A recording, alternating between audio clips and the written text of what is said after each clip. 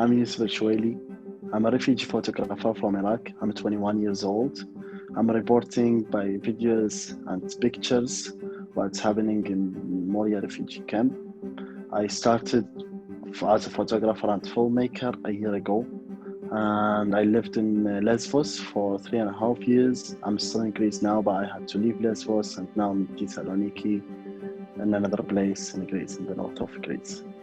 My name is Brendan Bannon. I work as a photojournalist and as a photo educator. I'm the founder of The Most Important Picture. It's an organization that uses photography and writing as a way of amplifying voices of people in marginalized communities worldwide.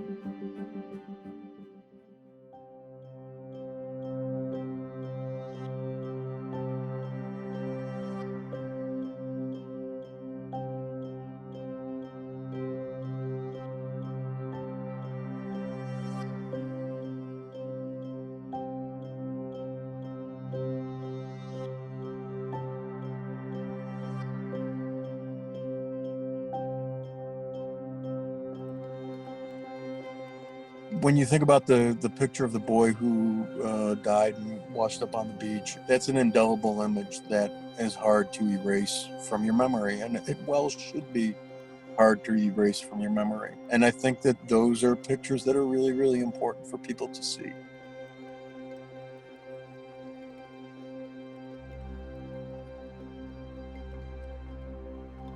We don't see tragedies, we can't respond to tragedies. But at the same time, if all we see is tragedy, and that's the single story that's being told, we lose track of humanity, and it's easy for people to not have an empathetic response to other human beings because they only see the tragedy. When you see a picture of somebody in a refugee camp, it's easy to imagine that that's where they belong, that that's where they lived, that that's where their lives happen. It's a lot harder to take the leap and understand that 2 months, 2 years, a decade earlier, they were kids living in a neighborhood, in a family, in a home, going to school, planning a future, building relationships, dreaming of how their life would be, and never in those dreams did they meet the nightmare that they're living through now.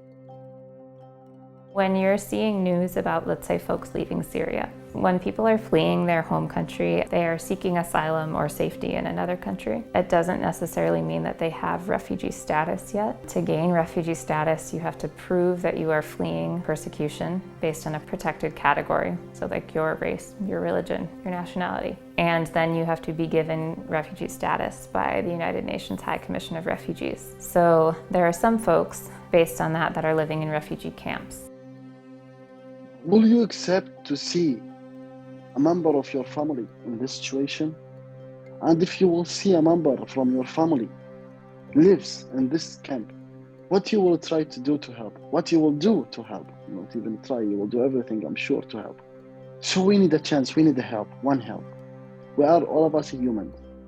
If we don't stand together, we cannot be strong at all.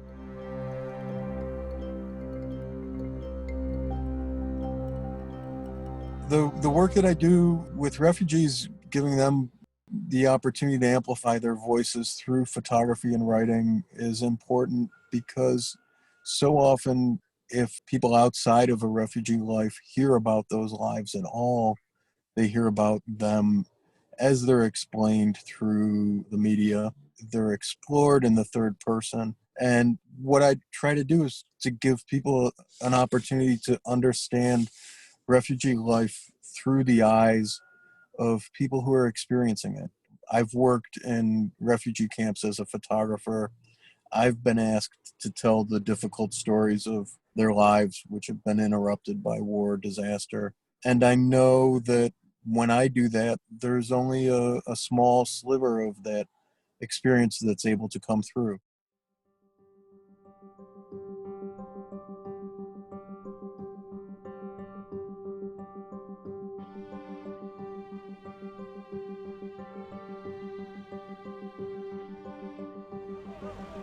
Egyszer oda kell rájuk figyelni, mert ez borzasztó. Emberek, ennyi. Segíteni kell.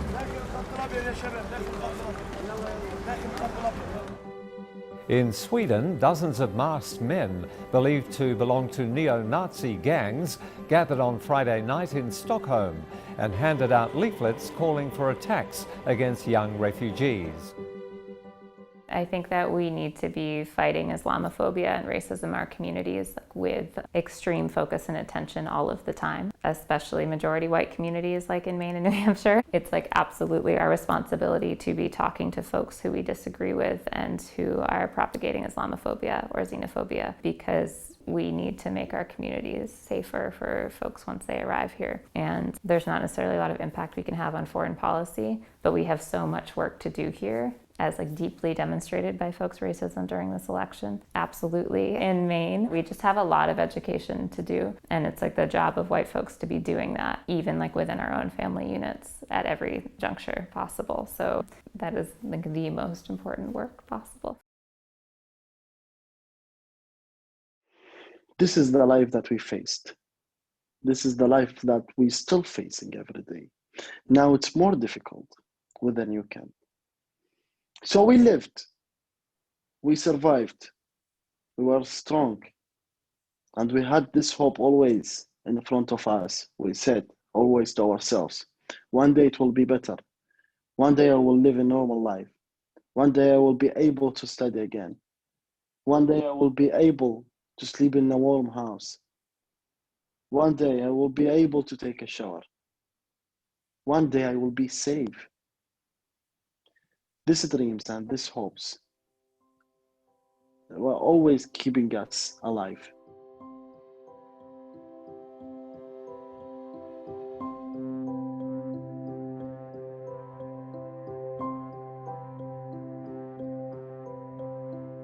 Resettlement in the United States is resettlement in a third country, which is supposed to be the last option for folks who are looking for a safe place to be. So the United Nations internationally prioritizes resettlement back in someone's home country once conditions are safe enough.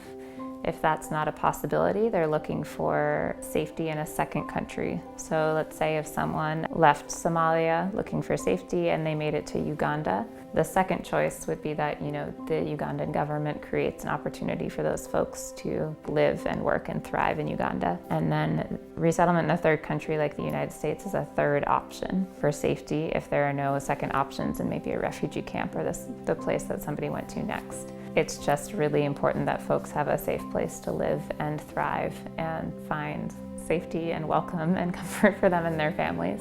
And the United States absolutely has the resources to support folks in doing that. So it's really important that we make that opportunity available to folks. Under the Obama administration, the numbers of refugees that the United States resettled increased every year to 85,000 people in the last year of his presidency, with the intention of there being 100,000 in the next year, ideally. When the Trump administration started in January 2017, that changed dramatically. Numbers fell very, very rapidly. So in Maine, in the last year of the Obama administration, we resettled close to 700 people. It dropped to about 300 in the first year of the Trump presidency and kept going down. And this last year, we resettled 40 people. So that's been an extremely dramatic shift, and the United States has really left its place as the country that resettled the most refugees internationally in the last 4 years. In the United States, there are 9 resettlement agencies nationally. They're called voluntary agencies. What happens is that refugees go through a very, very long screening process overseas with the United Nations High Commission of Refugees, and then a number of United States-based security organizations like the FBI, the Department of Homeland Security, the World Health Organization does health screenings. So if you make it through all those screenings, you could be selected for resettlement in a third country. It's something like 1% of the world's refugees are selected for resettlement, so it's very unlikely, but possible.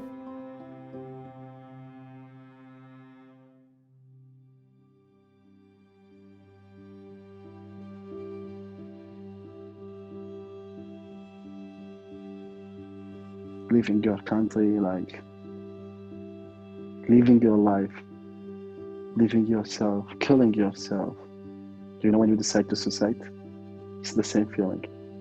When you see everything end, when you see there is no sense to live anymore. So I paid for a smuggler He took me. We bought a life jacket. We found the boat. So we put the boat in the sea. We arrived in the middle of the sea. Well, I saw the lights of the airports of Mytilene, the red lights, and the lights of Turkey. We were like kind of the middle, and the moon above us. But it was so wavy. At this moment, the boat started to go down and down. The boat broke. I was in the middle of the sea. At this time, I didn't know how to swim. So I hold my bag, I put it on my face. It was floating on the sea, So I hold my bag and I start to cry. What was in my mind at that moment, only my mom, because I lied to her and I told her I arrived to Lesbos a day before I go by the sea. She doesn't know I'm in the middle of the sea and I'm dying now, so I start to cry. After 15 minutes, a light, a projectile, on us. The Coast Guard. They came, they took us from the sea, they bring us to Mytilene.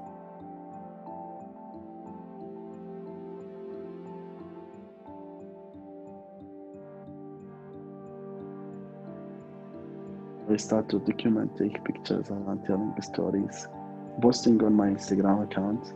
People start to act, people start to read. But people wanted to do something, so I worked in an olive farm, illegal. So I gathered some money and I bought my first camera, and that's how I started photography. I think one of the most interesting things that happened in the experience of teaching the workshops was there was a student in Jordan. Her name was Fatima. She was a 20-year-old war-widowed mother of 3 who joined the workshops as a participant, was an incredible photographer, a great storyteller, and an extraordinarily principled human being who had gone through more at age 19 than most of us are going to face in a lifetime. She had been married, she had 3 children, she saw her husband taken from her, she knew that he was killed, she fled her home, she lived in a refugee camp in a tented city, with her 3 kids, and at the end of this great love story that she thought was going to last her whole life, she made a series of pictures that explored what that meant to her, and brought them into class. And they were projected onto a screen. There were 12, 14 of us gathered around a table, other kids who had endured and seen and lost what she had lost. Her pictures were devastating to look at. They were the opposite of some of the other images that she brought in earlier in the workshop that were filled with joy and light and laughter. These were images that displayed directly what she had lost in this journey. There was one that she made of her son wrapped in a funeral shroud with ketchup on his lips to represent blood. There was another that she made of herself in a suitcase, saying that she can only tell her dreams in a suitcase now. Haunting pictures.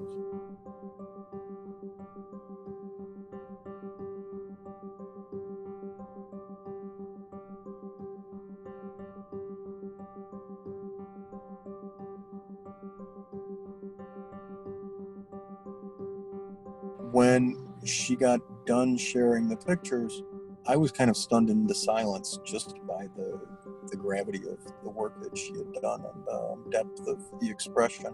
Really stunned into silence. And in that pause at the end, where I was trying to figure out what to say, all of the other students stood up and erupted into applause. They stomped their feet on the ground. They wolf whistled and howled and applauded.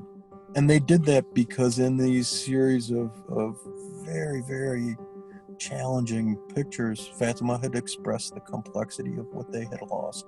She had spoken in images to what they knew and were learning about life and erupted.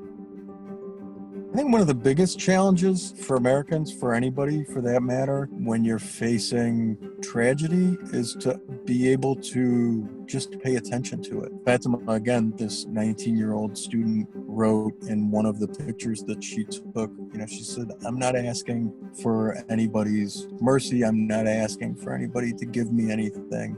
I'm only asking that you can look at these pictures that I made that express the devastation that I have to carry on a daily basis. And if I can carry this loss, at least you can look at it. We just want to live. We are normal humans. I have the same dreams of other people. My dreams now, I just want to study, want to stay in a house, want to live, I just want to live normal life. Just want to live. We're born in a different place, in a wrong place, but we're still humans. Just want to live. Let us live. Let us live.